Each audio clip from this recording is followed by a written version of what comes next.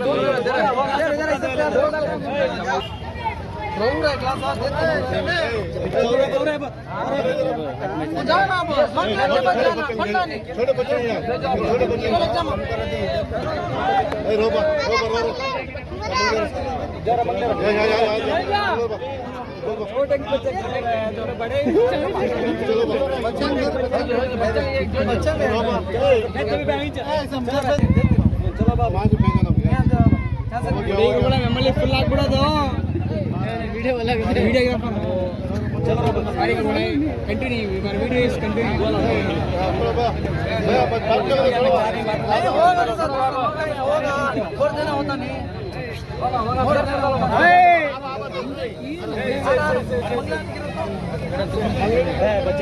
जगह सब